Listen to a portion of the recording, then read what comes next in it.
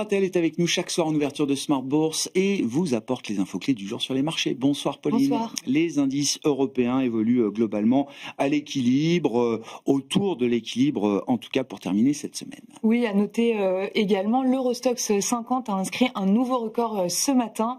En France, le CAC 40 évolue en léger repli autour de 8200 points. La séance est rythmée par les résultats du troisième trimestre, on va les détailler après. Avant cela, aux États-Unis, les indices sont en hausse après la publication très attendue de l'inflation américaine de septembre, avec un record à la clé pour le S&P 500, le Nasdaq et le MSCI World. Une inflation américaine pour le mois de septembre qui ressort légèrement inférieure aux attentes. Oui, elle est en hausse de 3% sur un an et de 0,3% sur un mois. Dans sa version cœur, hors alimentation et énergie, elle est aussi légèrement inférieure aux attentes, à plus 3% sur un an et plus 0,2% sur un mois.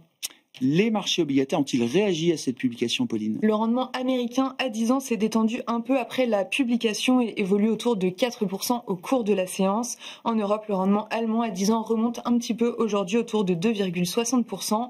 Sur le marché des changes, l'euro-dollar se traite au-delà de 1,16. Allons-y pour une nouvelle vague de résultats, à commencer par ceux d'Accor. Accor bondit de 7% en tête du CAC 40 au lendemain de sa publication du troisième trimestre. Accor fait état de résultats conformes aux attentes, relève son objectif annuel d'EBITDA et annonce un programme de rachat d'actions.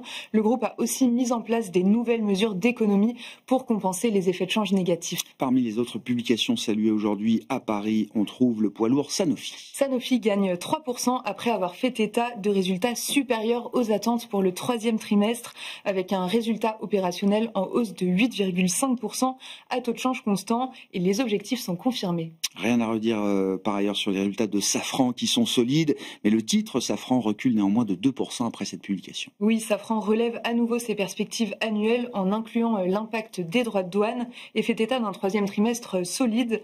Le chiffre d'affaires organique progresse de 18,5% sur la période. Le groupe a aussi rattrapé ses retards de livraison, mais cela ne suffit pas à rassurer le marché. On notera qu'Unibail-Rodamco Westfield dans les foncières cotées déçoit le marché et le titre est en baisse. Oui, le groupe relève ses objectifs annuels, mais surtout annonce par surprise le départ de son président du directoire. Il sera remplacé dès le 1er janvier 2026. Le titre recule de 2% au pire de la séance.